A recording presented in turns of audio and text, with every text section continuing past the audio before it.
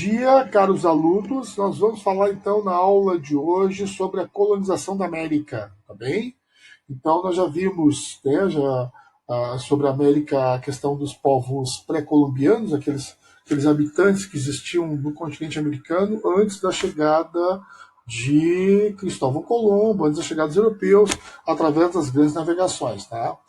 Temos aqui uma imagem dos nossos índios, né, os índios ticunas aqui no Brasil, tá bom? Temos um mapa também das três Américas, né? América do Norte, América do Sul e América Central. Já vamos falar brevemente a respeito disso, tá?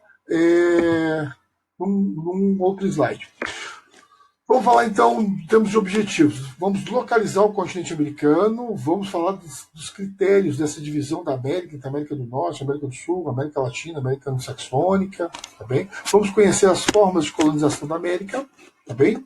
Vamos identificar, né, as diferenças coloniais entre a América Anglo-Saxônica e a América Latina e vamos falar no final, então, dessa semana, a respeito dessas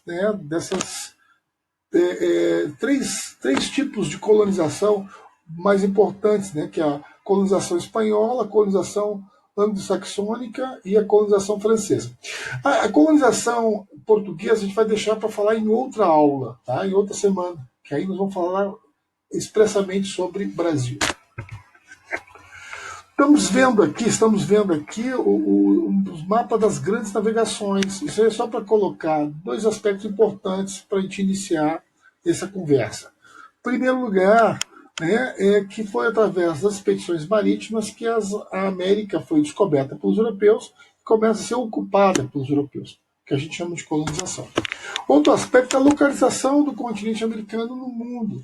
Então ele está cercado por dois oceanos importantes, que é o Oceano Atlântico, que separa a América da Europa e da África, e o continente Pacífico, que separa a América da Ásia e da Oceania, tá bom?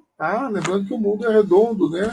Essa parte de cá, onde tem essa flechinha aqui, ela vem aqui, tá bom? Essa é a viagem de Fernando de Magalhães, que fez essa volta ao mundo. Primeira vez, né? A volta ao mundo. O continente americano pode ser dividido de duas formas, tá? Uma forma que a gente chama de critério geográfico ou físico, onde a América é dividida em três: a América do Norte, a América do Sul e a América Central. Tudo bem?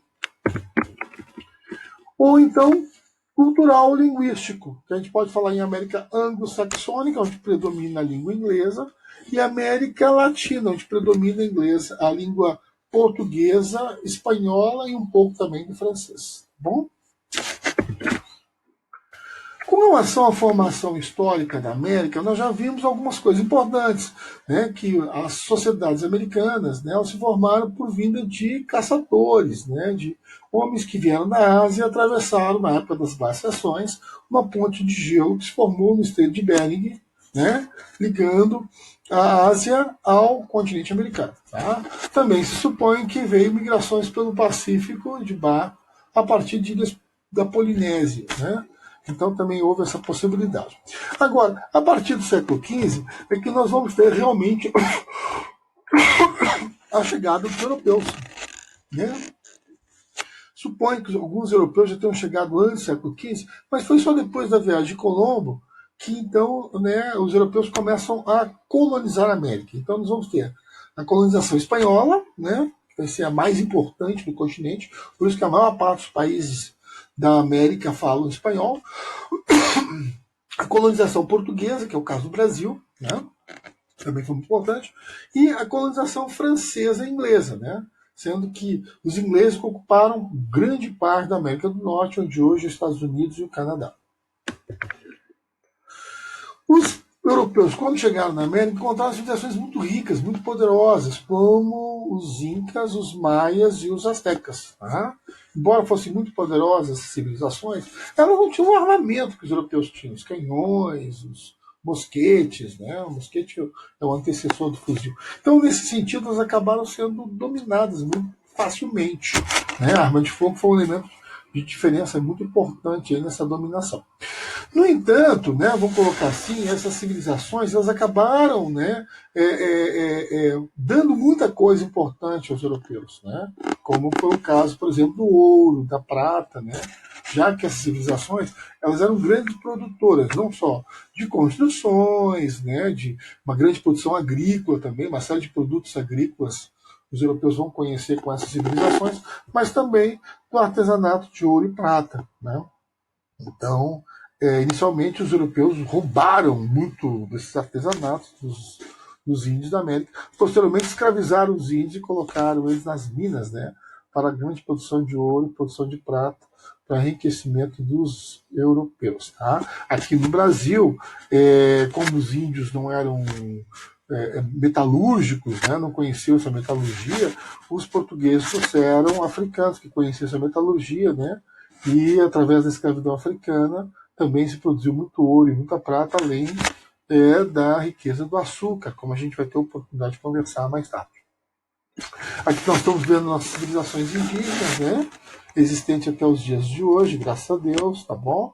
A população indígena também do Brasil teve uma grande importância na formação do povo brasileiro, né? Devemos isso a eles, tá? Há uma parte significativa da população brasileira descende da população indígena. Muitos produtos agrícolas como consumimos, por exemplo, a mandioca, o feijão, a abóbora, né, foram justamente produtos conhecidos, né, vamos chamar assim, cultivados por essas populações. A colonização da América, então, foi a ocupação, né, feita pelos países europeus sobre o nosso continente. Ela teve dois tipos básicos, né, que a gente chama de colônias de povoamento e colônias de exploração. Colônias de povoamento predominou mais na América do Norte, feito pela Inglaterra e pela França. Tá? A Inglaterra colonizou o que é hoje os Estados Unidos e a França iniciou a colonização do que é hoje chamado Canadá. Lá predominou essa colonização de povoamento. Como eram áreas que não tinham muita riqueza, não tinham civilizações indígenas poderosas, né? Não havia uma grande metalurgia na região, de conhecimento de ouro e prata, o que acabou acontecendo? Os países europeus, como França e Inglaterra, colocaram nessas regiões a população mais indesejada, né? População que foi expulsa dos seus países ou migrou voluntariamente para lá. Então, nessas regiões, se formou tipos de pequenas cidades, fazendas, que tinham uma economia muito própria, muito autônoma. Né? Não havia propriamente um interesse maior de exploração de riquezas, já que essas regiões, né, por serem até muito frias, não ofereciam essas riquezas. Nós estamos vendo aqui as 13 colônias que deram origem aos Estados Unidos. Tá? Hoje, essas 13 colônias são 13 estados norte-americanos. Tá? Então, essa área ela foi formada quase que toda ela no sistema de colônia de povoamento, como a gente vai poder ver. Já as colônias de exploração predominou por parte da Espanha e por parte de Portugal. Tá? Como é que eram essas colônias de exploração? Eram áreas que haviam muitas riquezas, sejam elas minerais, ouro e prata, que já eram conhecimento dos índios, ou então que se poderia produzir artigos valiosos, como, por exemplo, agrícolas, como, por exemplo, o pau-brasil. Né? O pau-brasil é extrativo, mas né, o açúcar, tá? O cacau, o agave, que é um material para fazer cordas, para fazer tecidos, ou também, no caso, a vanila, né, que é para a produção de essências de sabor, tá, que a gente chama em português de baunilha. Bom, esses artigos valiosos, então, fez com que o governo português e o governo espanhol fizessem um outro tipo de colonização. Então veio para cá homens que tinham uma certa riqueza, que eram mineradores, que se dispunham a ser fazendeiros, e exploraram as populações locais como escravos, ou então trouxeram escravos da África. Né? Então, nas colônias de exploração, predominou justamente o tipo de mão de obra escrava. Né? Enquanto nas colônias de povoamento, não. Nas colônias de povoamento era uma população livre, que foi para lá para se tornarem pequenos fazendeiros, pequenos industriais, comerciantes. Aqui no Brasil e nos países da América Espanhola predominou algo diferente. predominou então a formação de grandes fazendas ou de minas para exploração de riquezas para se levar para a Europa. Tá? A isso nós chamamos colônias de exploração. Estamos vendo aqui o mapa do Brasil da época colonial. Como a gente pode ver, o Brasil não era igual como é hoje, né? O Brasil hoje é bem maior, tá certo? Essa linha que nós estamos vendo é a linha do Tratado de Tordesilhas, né? Uma linha vertical, cortada por uma série de faixas, que é a antiga divisão territorial chamada capitanias hereditárias, que a gente vai ter outro momento, uma oportunidade para a gente conversar mais sobre isso. As capitanias hereditárias eram uma espécie de divisão que o Brasil colonial teve. Tá?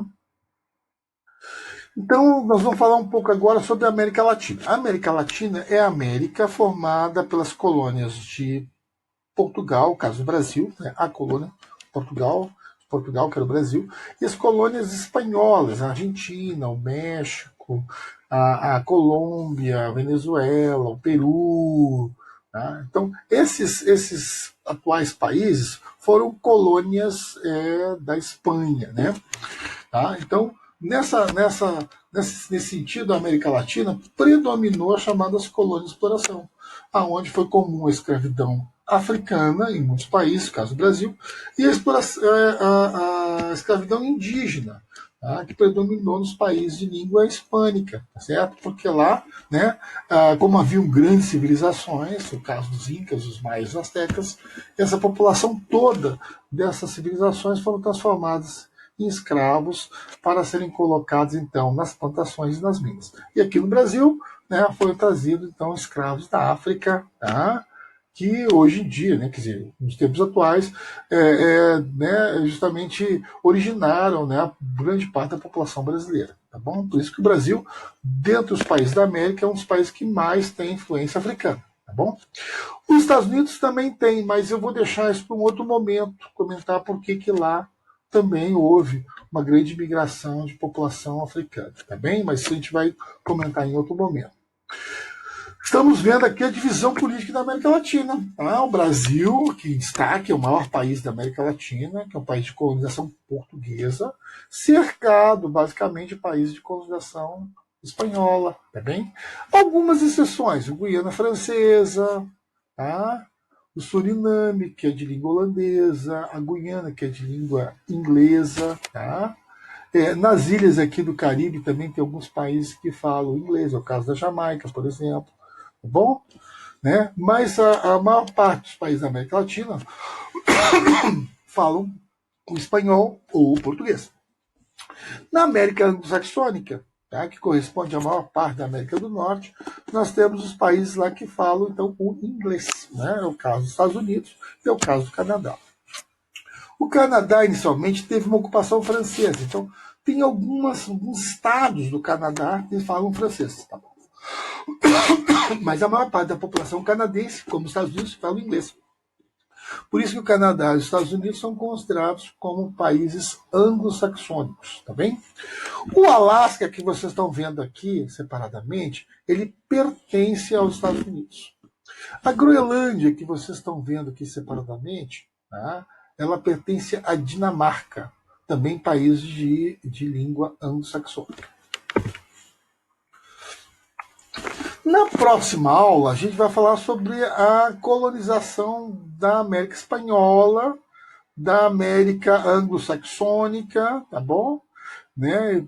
Também da América, vamos chamar assim, francesa, tá bem? Então a gente vai comentar isso nessa próxima aula. Nós vamos encerrar aqui, nesse momento, para a nossa aula não ficar muito longa. Tá? Então, até breve.